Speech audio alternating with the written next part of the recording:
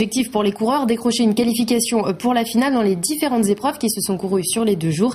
Cyril Guillet s'est d'ailleurs rendu samedi sur le circuit des Nouettes.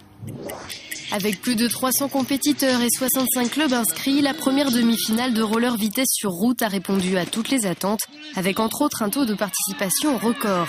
Et c'est le circuit des Nouettes avec ses 333 mètres qui a accueilli l'événement, un circuit réputé difficile. Celui-ci, c'est la montée de l'autre côté là-bas, qui est une montée à 3%, qui est pas, c'est pas énorme, mais quand on la prend à répétition, elle fait très très mal.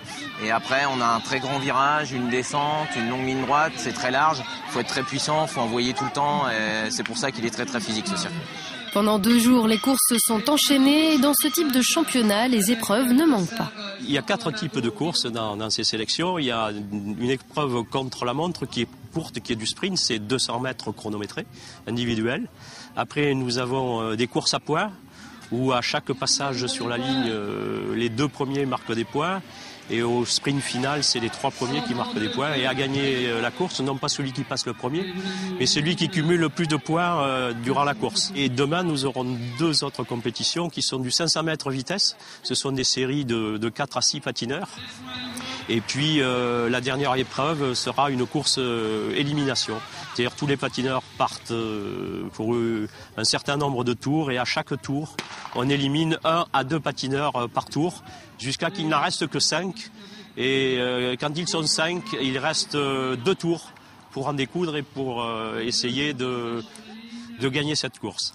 Parmi les clubs présents, 3 étaient estampillés 85, le CPRM Mouilleron Captif, le roller chalandais et les roulettes herbretaises. Un 4e était aussi venu chercher l'inspiration. Le club de la Ferrière, on est là en spectateur, parce que j'ai pas encore des coureurs qui sont sur ce niveau-là, mais ça va venir. Et je suis là pour coacher aussi les jeunes des herbiers qui courent. Donc c'est la première étape. On vient juste surtout chercher la qualification et puis voir où on en est sur notre préparation physique, quoi. Du côté du CPRM Mouilleron Captif, après une journée de compétition, tous les espoirs sont permis. On espère tout le temps qu'ils ont leur chance. Bon, il y a eu une minime de passé qui a fini 2e, Emeline Gillon. Après, en cadette, il y a Coralie Pro qui a fini 1re et Mathieu Gilbert qui a fait 6. Après, il y en a qui sont spécialisés un peu plus sur le fond que sur les vitesses, quoi. Mais bon, on va attendre ça, on se réserve, on va voir. À l'issue de ce week-end de compétition, il reste une 2e demi-finale à disputer qui se déroulera à Sablé-sur-Sarthe les 21 et 22 avril 2012. Les meilleurs seront qualifiés pour la finale programmée fin mai à Grenade.